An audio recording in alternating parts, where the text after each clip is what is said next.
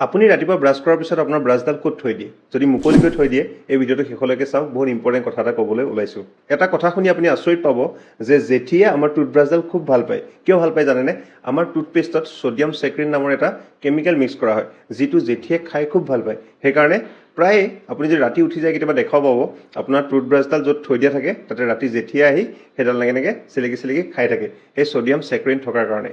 কিন্তু এই কথাটো আপোনাৰ কাৰণে কেতিয়াবা ভয়ানক হ'ব পাৰে, কাৰণ জেঠিৰ লালটিত চালমনেলা নামৰ এটা বেক্টেৰিয়া পোৱা যায়, যিটো যদি আপোনাৰ পেটলৈ যায় ব্ৰাছ কৰাৰ সময়ত, তেনেহ'লে আপোনাৰ পেট বেয়া হোৱাৰ লগতে লং টাৰ্মত কিছুমান ভয়ানক বেমাৰে আপোনাৰ বডিত দেখা দিব পাৰে। গতিকে এই কথাটো সদায় ধ্যান দিব, যাতে আপোনাৰ ব্ৰাছডাল ব্ৰাছ কৰাৰ পিছত সদায় এনেকুৱা প্লাষ্টিকৰ কভাৰ বা কিছুমান আজিকালি ছিলিকন কভাৰ কিনিবলৈ পায়, সেই কভাৰটো লগাই ৰাখিব। দ্বিতীয়তে আৰু এটা কথা কওঁ, যিসকল ব্যক্তিয়ে ব্ৰাছডাল বাথৰুমত ৰাখে, তেওঁলোকেও এই কামটো পৰিহাৰ কৰা ভাল, কাৰণ বাথৰুমত আমাৰ বহুত ধৰণৰ বেক্টেৰিয়া, ভাইৰাছ, বীজাণুৰে ভৰ্তি হৈ থাকে।